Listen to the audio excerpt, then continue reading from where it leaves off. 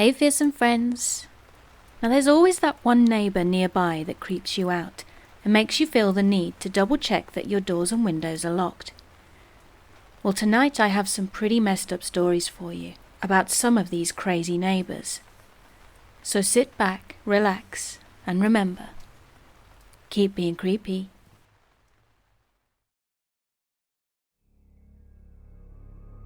This happened a few years ago, but still freaks me out when I think about how differently it could have turned out. My husband, baby, and I used to live in not the greatest apartment complex, shall we say. There were 3 sections, with a total of 6 apartments, 3 on top, 3 on the bottom, and 2 different buildings within each section. I lived in the upper level middle apartment of the second building, in the second section. I got along with my neighbours fine. We actually all moved into our apartments within a few weeks of each other. To my left is a woman that we will call Barb, in her 50s and lives alone.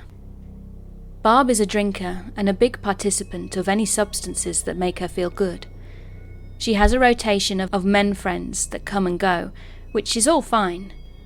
She gives me no issues, so I really don't care about what she does. But for the purposes of this story, it needs to be mentioned. So as I'd already said before, these weren't the best apartments. They were income-based, old and cheap. I'm pretty sure the walls were insulated with newspaper if they had any insulation at all, so you could hear basically everything from both surrounding apartments and a lot from the units below.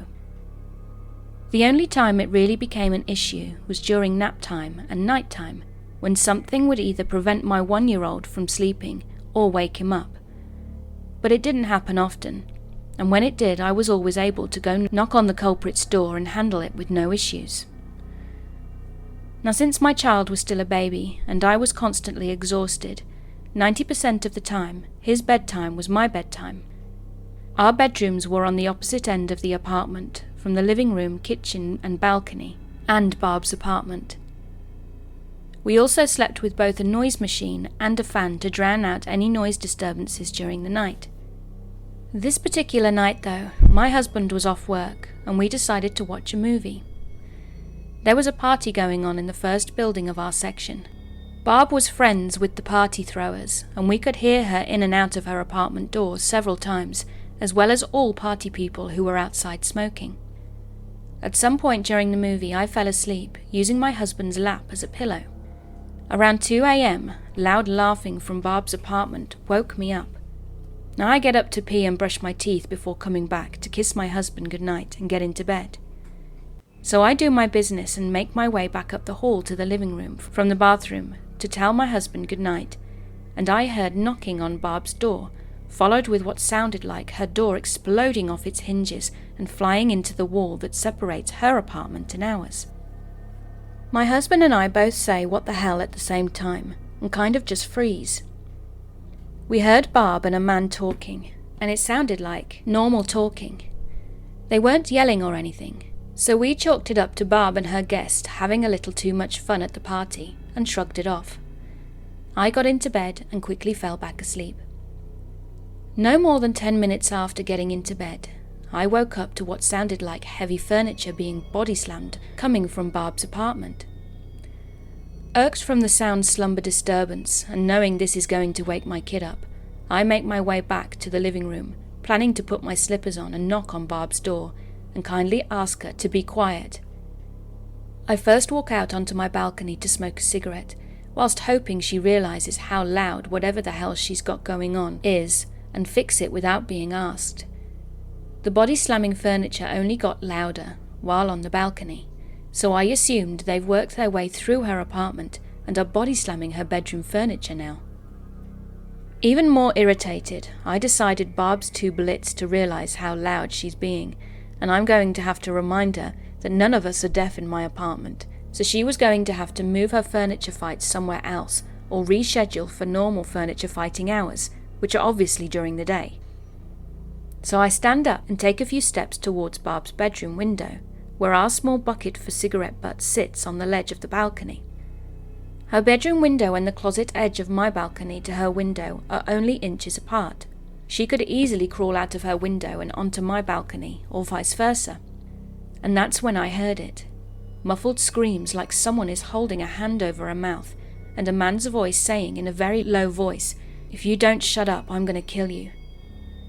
I flew inside the sliding door from my balcony and grabbed my phone to call 911, while telling my husband that Barb was in trouble. He went and banged on her door, but nobody came, and it was locked because he'd tried the door handle after not being answered.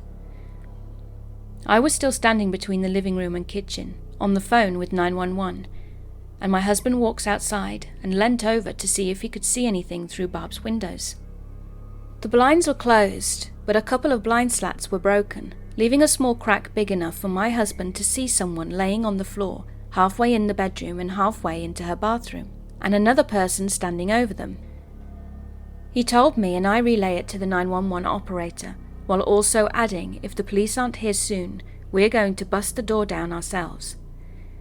She calmly asked me not to do anything like that, to stay on the line, and that the police were en route and would arrive soon.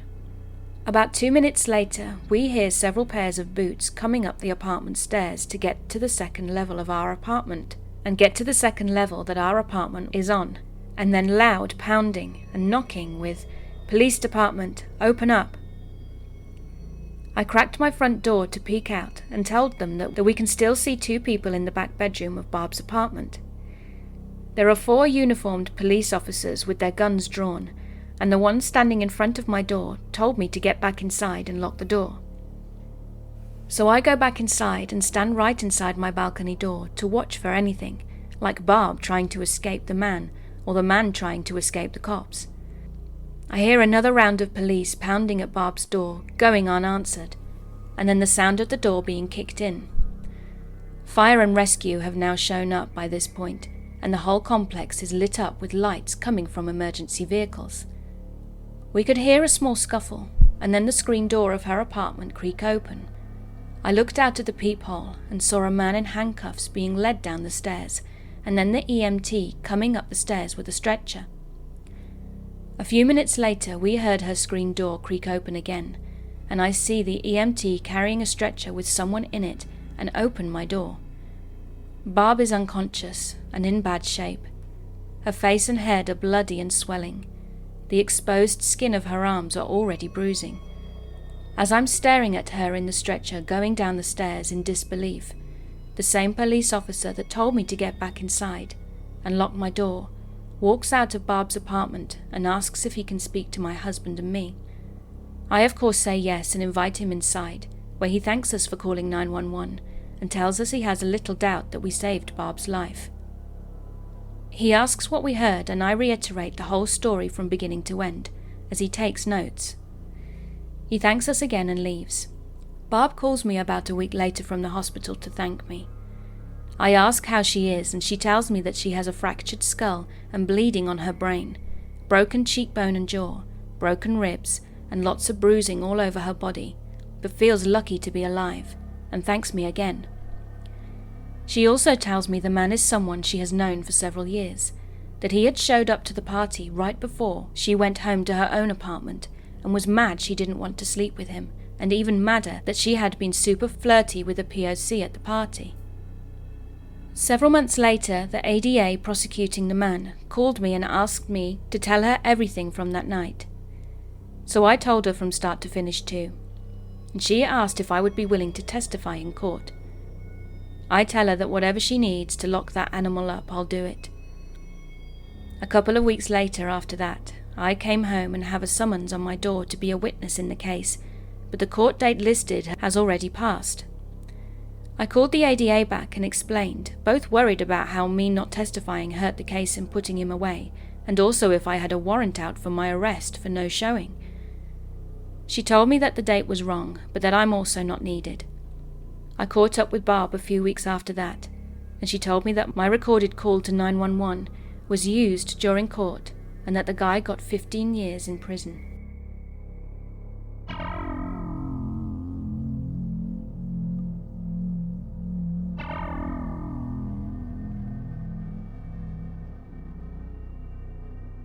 I'm not too sure what to think of this situation.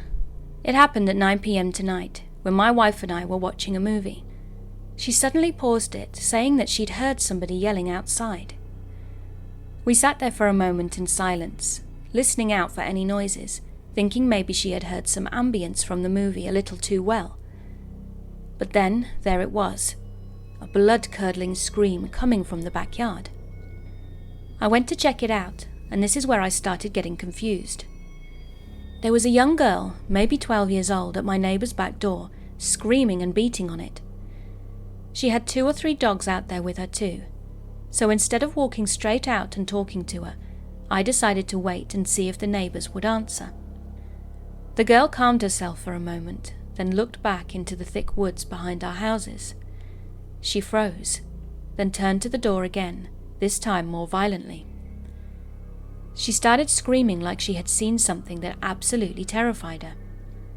At this point I had seen enough, and I walked out onto my back porch, asking her if she was okay, but she wouldn't look at me. Then the door opened and she went in, the door closing behind her. One of the dogs was still outside though, and was now barking at me, so I decided to wait again. Then a grown man, probably in his 30s, with a beard and a hoodie on, came to the door, and I asked him, "Is everything okay?" And he just looked at me with a very blank face and said, "Yeah, that's just my daughter." Then grabbed the dog and went back in, shutting the door and turning off the light behind him. Now these neighbours have just moved in maybe a month ago, and because of my work hours, I haven't had the opportunity to meet them yet, but I've seen this guy outside his garage a few times, and oddly enough, he always looks the same. Dirty jeans, dark hoodie with the hood up, and when he spoke to me tonight, it was a very weird vibe. His demeanour seemed off, to say the least. But where I start to get confused is the parameters of the incident. If she'd just seen something in the woods, that's one thing. It's well known that we have a bad coyote problem around here. But why was she locked out of the house? I don't believe she even had shoes on. And the way she instantly froze up when he opened the door for her just felt wrong. Chilling almost. What do you guys think? Am I just being a nosy neighbour that is thinking too deeply into this? Or do you think there's something else going on here?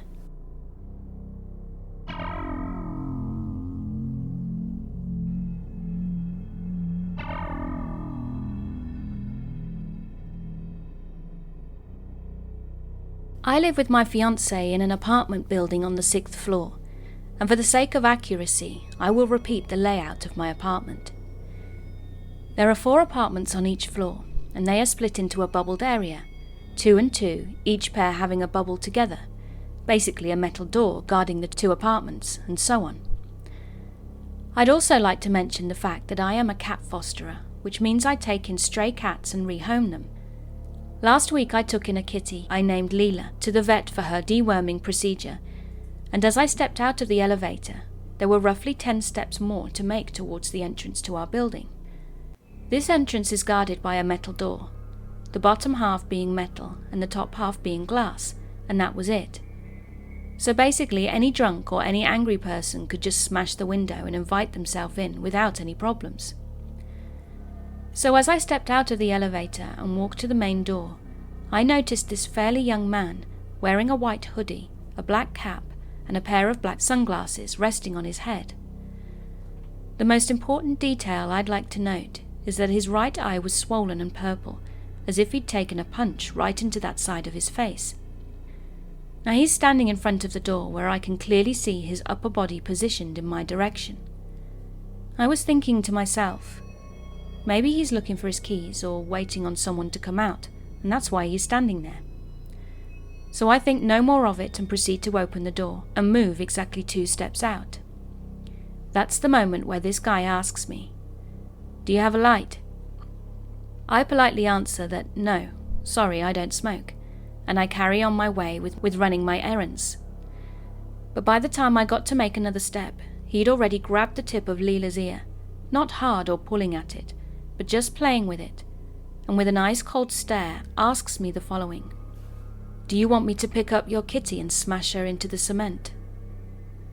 I was totally shocked by this, but mostly furious, because I am an animal activist, and I have absolutely no problem with punching an abuser in the face. I looked at him and asked, "What the hell did you just say to me?" hoping that my tone and body language would make him back up and realize what a messed up thing he'd just said. But no, he was not moved by my reaction at all, and even repeated his question, but with a lower voice. I said, "Do you want me to pick up your kitty and smash her to the cement?" I didn't expect this reply. I didn't know how to reply back to such a question, other than with what I did. "How could you ask such a question?" To which he replied with, "Come on, go away, you're distracting me." Distracting him from what exactly? This was my building you were sneaking around. You approached me, and am now at this point scaring me. I moved away as fast as I could and got Leela's visit to the vets done. I told my boyfriend about what had happened and was clearly mad that I hadn't called the police on this guy. But unfortunately, the police in my country are the type of officers that would more likely arrest the person that makes the phone call than the one whom they are calling to take action on. So obviously I was afraid that they would classify it as a prank call and get into trouble, so I didn't bother. I decided to move on with my life and erase that experience out of my mind, leaving aside the nightmares I had after. I thought we were done, but not yet it would seem. Now my boyfriend works in a hospital, therefore he has to do day shifts and night shifts. I've never had a problem being alone by myself during the night, even if the neighborhood isn't particularly safe. I would still sleep well knowing that I was safe within my own home. So my man leaves for work, closes our door, closes the metal door, and takes the elevator downstairs to exit the building.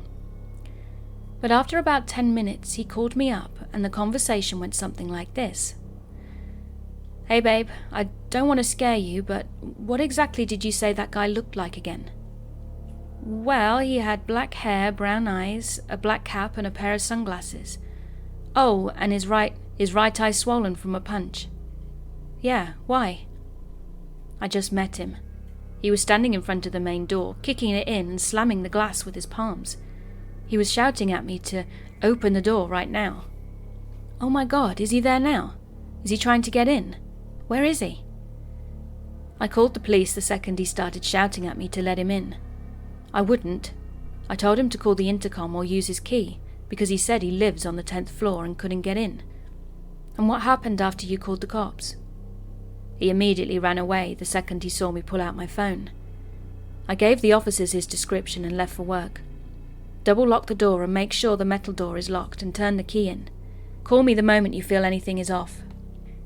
30 minutes after our call ended, my boyfriend called me back to tell me that the officers called him back to let him know that they'd found the guy that matched our description, but couldn't retain him, as he'd technically not done anything wrong. Now you see why we can't call the cops for small stuff, and they let him go.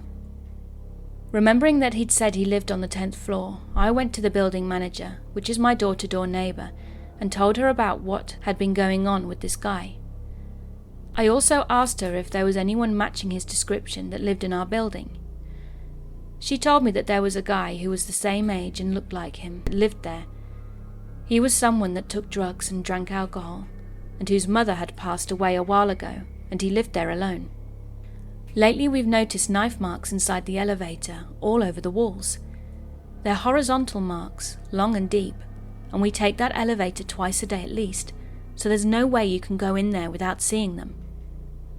Because of all this, I have started having night terrors and wake up in the middle of the night, hearing sounds at the door, and I have the constant feeling that someone is playing with the set of keys outside our front door. The fear is consuming me, because of a fear that that metal door isn't probably locked properly, and someone getting close to almost breaking into my house.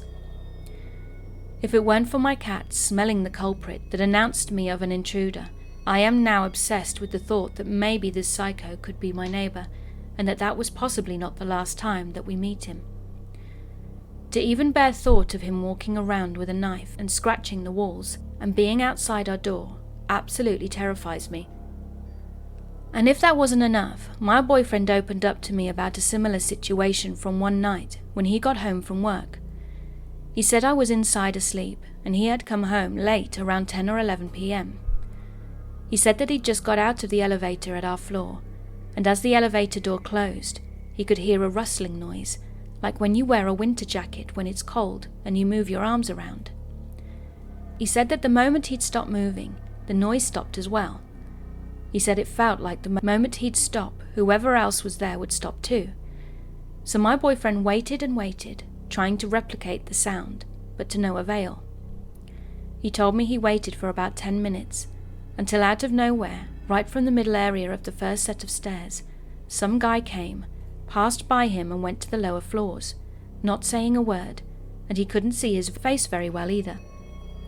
I'm now scared that someone is stalking us, or is scouting the apartments to see who isn't at home. But I can assure you that though my faithful baseball bat is still with me, I will not hesitate to smash some intruder's head in if he enters my home.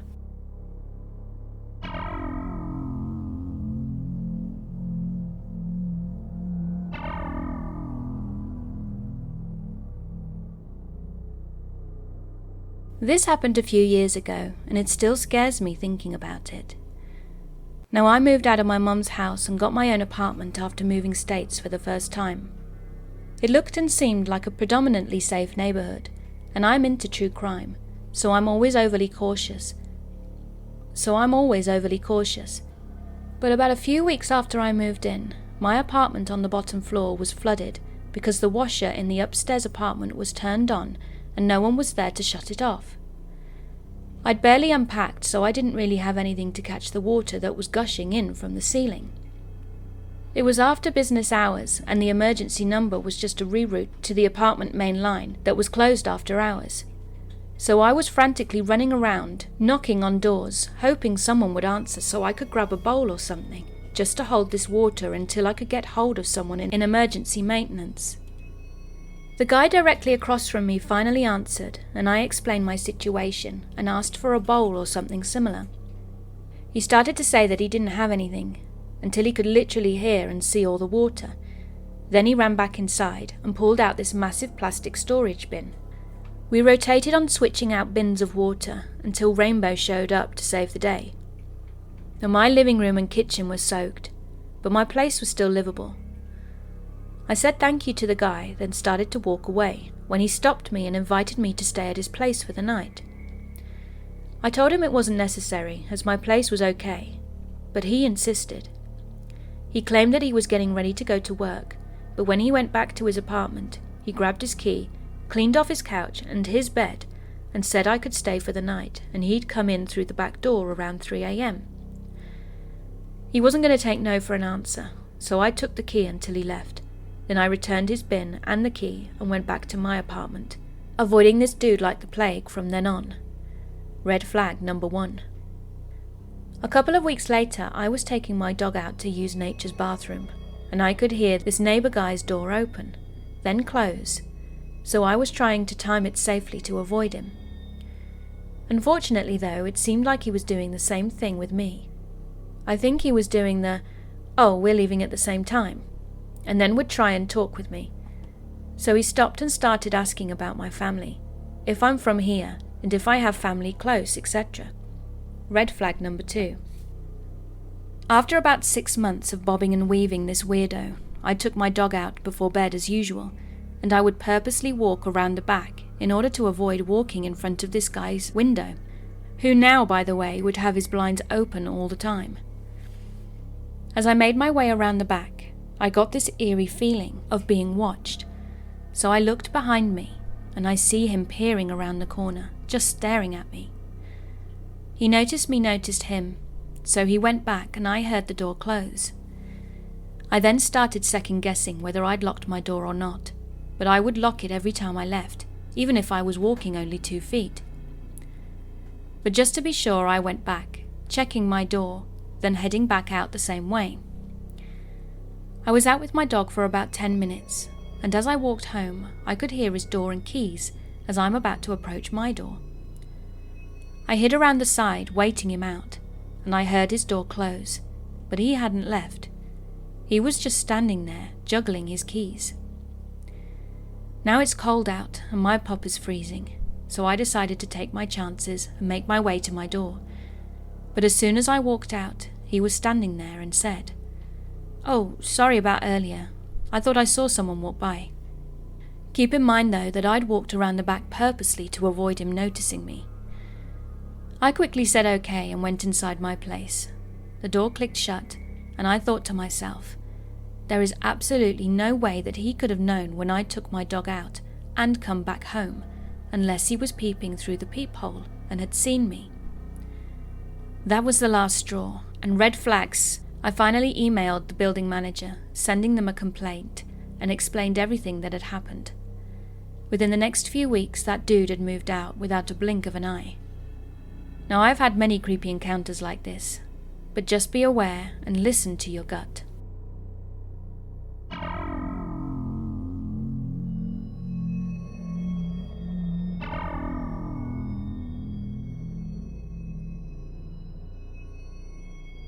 One night, my boyfriend and I were watching a movie in the living room when there was a knock at the door. I was 8 months pregnant at the time, and we were around 27 years old, and my kids, who were 5 and 7, were sleeping down the hall. My boyfriend got up and peeked out of the window, and he sees that it's Roger. We had met Roger a few months before, had helped with some flooring in his kitchen, and had chatted a few times. He's in his 50s or 60s, is very nice and lives alone. We had zero bad vibes from him. He didn't mention that he was a dealer and has pounds of weed in his car or whatever, but okay Roger, you do you. So seeing it was him, we gladly opened the door. It was late and dark, and at this point I was looking at Roger like, what a nice little old man. But as soon as the door was opened, he was inside, and I could tell right away that something wasn't right with him. Now the house layout is the living room with front door, then that leads into the kitchen, with a hallway next to the kitchen table. It's very small. So before he sat down in a chair that was right beside the hallway entrance, I could see a huge-ass hunting knife and a baseball bat tucked in his pants under his sweatshirt. Roger and my boyfriend were sitting at the table, and my boyfriend at this point has no idea he has these things, and I didn't know what to do. My boyfriend sat across from him and asked him if he was okay, or if he needed help, but he started getting very agitated, yelling that the people at my house are not happy with you, and yelling about the flooring we had helped him with in the summer. I still didn't know what the hell was going on, but he seemed to think that the flooring wasn't done, and if my boyfriend didn't go right now with him to fix it, the people at his house would be angry. He then brought my kids up, and we got into an argument. I told him they were sleeping, and that he needed to leave now, and that my boyfriend wasn't going anywhere. My boyfriend could see things escalating, but still didn't know about the weapons. So he jumped up and immediately tried to defuse the situation by saying that he will go with him. The plan was to get Roger out the door, then jump back and lock it behind him. So they got to the door and opened it, and my boyfriend turned to me, but then Roger pushed him surprisingly hard, which caused him to stumble into the doorway, and Roger immediately slams it shut. I could hear yelling as I called 911, and the operator told me to go outside. But I reminded him that Roger had a giant knife, and I'm inept on a good day. I just remember at the time that I was shocked he was suggesting I wander around outside, but I can see why now. So I went out to my deck, and they're gone. It's dead quiet, and it's not even been a minute. I just stood inside, completely horrified and useless. Time went by, and suddenly there was crazy pounding on the door. But thankfully it was my boyfriend. I opened it up and he came flying in, with his eyes bugging out. The operator and I were wondering what the hell was going on, and apparently as soon as they got to the road, Roger pulled the knife out, and the yelling I heard was him threatening to cut my boyfriend's head for the people in his house. My boyfriend instantly booked it out of there and ran through yards to get back home, grabbing someone's axe on the way. The RCMP came, and we had a court date set, but we were just sat outside the courtroom until they told us it was over. Roger was there in an oversized suit. He lived in the same cul-de-sac as us and my kids, and we have to wait for the bus where he walks by regularly. No one ever told us if he was arrested or when he was let out. The next day, we moved.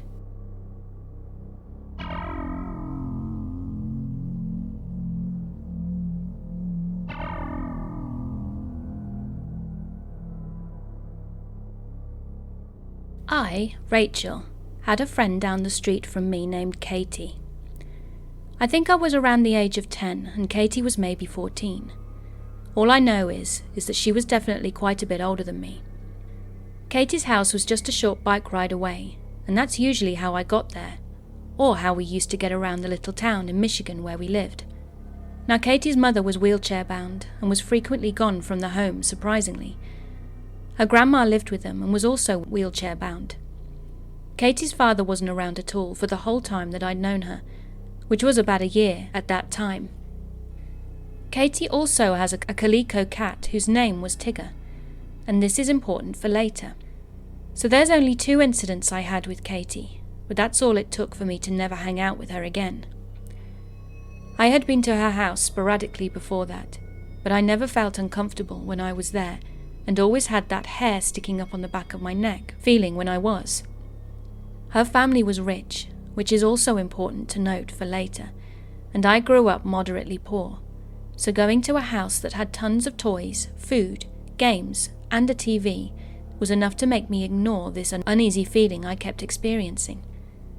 The first incident was when Katie and I were riding our bikes into town. Usually we rode on separate bikes, but this time Katie wanted me to ride in this wagon carriage thing that she could hook to the back of her bike. We were going to get Slurpees from the 7-Eleven, so I was super excited and happy because Katie's mum had given her money to help pay for my Slurpee too, since I didn't have any. After we had gotten the Slurpees, we started to ride back and came across those wells that you see on the sidewalks. This one was a circle and had big slots in it that could fit the size of my hand in each one. Katie pulled us over and told me to get out, so I came up to the well with her and she told me to look how far down it was. I did this and then she pulled out $1 in front of my face and started laughing. She said it'd be funny to throw this down the well because it's just money, who cares? I started laughing too, but out of confusion, and agreed because I wanted to be cool. But then Katie's face turned stoic and she pushed the $1 in my hand and said, "Throw it down there." I looked at her, then down at the well, and asked if she was sure. She started to laugh again and said, "Yeah, hurry up." So I did as I was told and I threw the $1 down. That's when Katie got up really quickly and started screaming at me that she was going to tell her mum what I did. I stood up and started freaking out, saying I was sorry and that I thought she said it would be funny. She then smiled at me, telling me her mum was going to call the cops and that I was going to go to jail forever and never get out. That I'm evil and I'm going to be in so much trouble.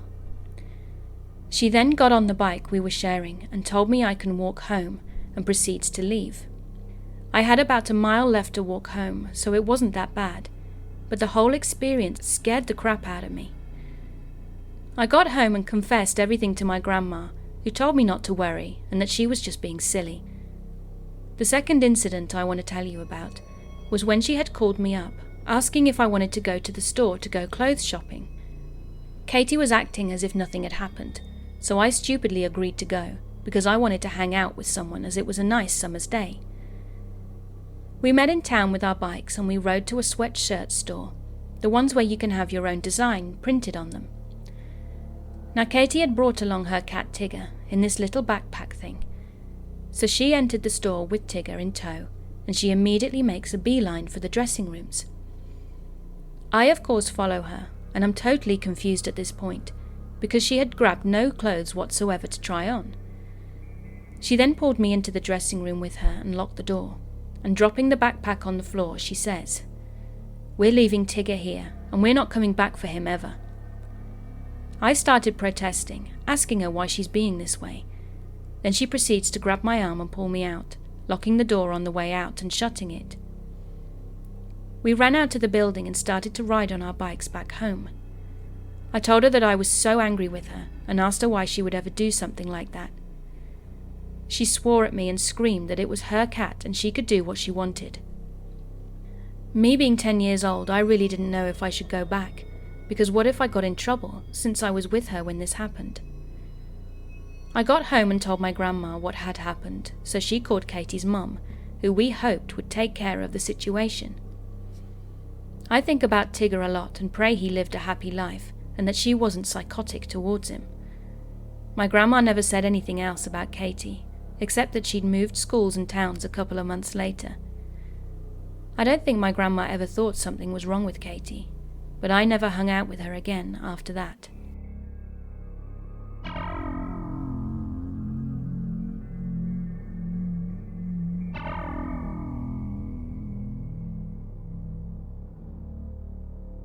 When I was growing up, there was a guy in my neighbourhood that had brain damage. I don't know any details, as he was many years older than me.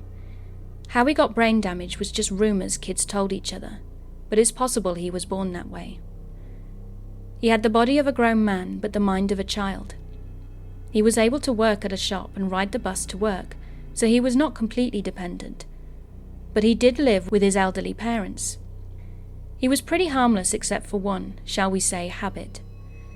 He liked to feel the kids' muscles. He was a big, strong guy, and I was a very little kid. If you ran into him whilst with a group of kids, things were cool. He would talk, but if you ran into him alone, he would ask to feel your muscles. Now, as a little kid, we had no muscles. I was in early grade school, but he would demand you hold out your arms so he could feel your biceps. Then he would tell you to pull up your shirt so he could feel your ab muscles too. Again, I was a little kid, so no muscles. I dreaded running into him alone, and he didn't care if you were walking down a busy street. He would still insist on feeling you up. If you saw him walking your way, you would just run and hide in a backyard so that he wouldn't see you. We had a call we would yell if we saw him coming down the street at a distance. You would yell out so that all the boys in the area could hide. But he was everywhere. He would show up at Little League games and hang out with us kids. The thing is, though, we all took pity on him because he was clearly mentally challenged. Oddly now, when us adults get together and someone brings up his name, we sit around joking about it. We remember how we would hide from him and laugh about it. But we don't actually talk about the touching bit. That's never discussed. None of us ever told our parents, or at least that I know of. My brothers and I certainly never said anything. Not sure why. Maybe it was just too embarrassing or humiliating, but knowing that all the boys were targets, I guess gave us some sort of comfort. My entire body is cringing as I write this post, but perhaps posting this story will be therapeutic. Can I feel your muscles?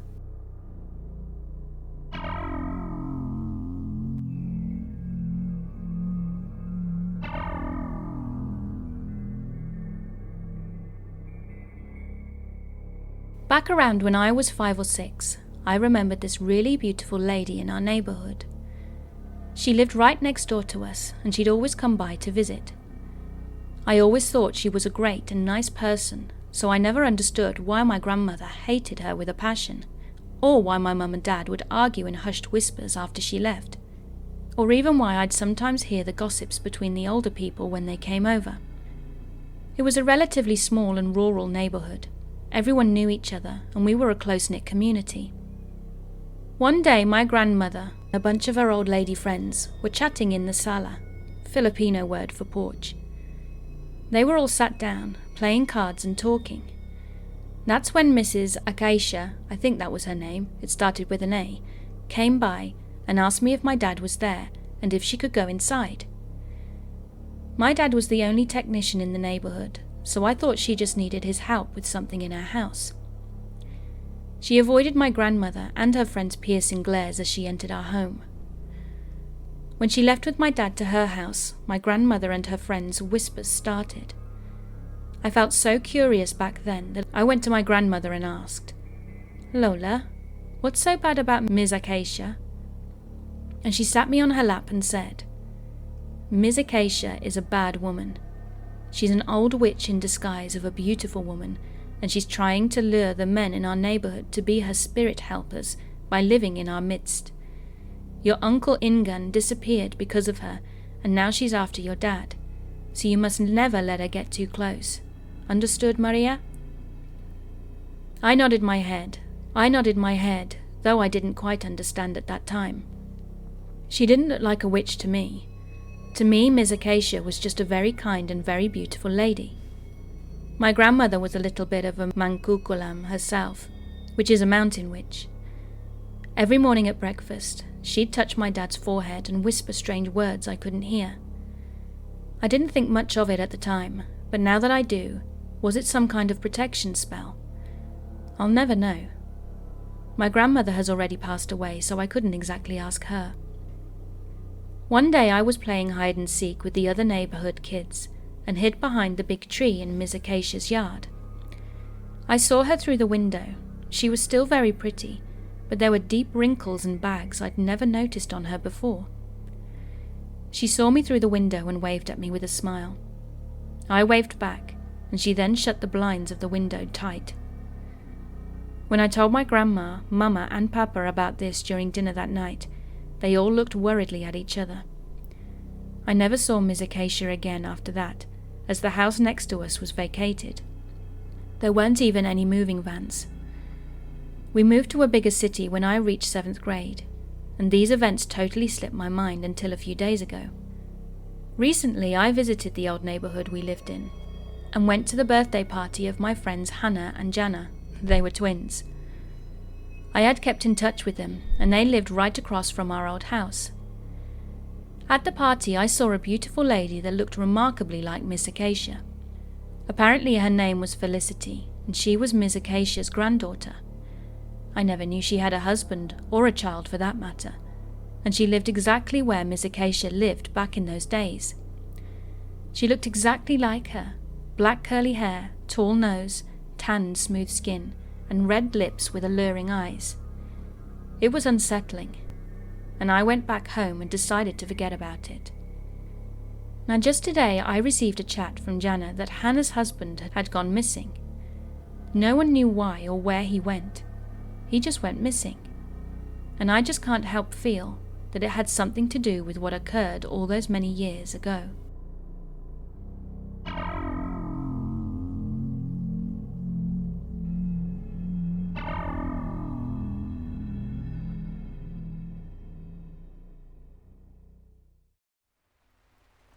Hey there, it's me again, Miss Fearsome. I hope you enjoyed my video. If you did, then please hit that subscribe button. And if you'd like to support me further, please check out my Patreon and sign up for as little as $1 a month. Also, check out my new YouTube membership levels for some exclusive perks. So until next time, stay happy, stay safe, and remember, keep being creepy.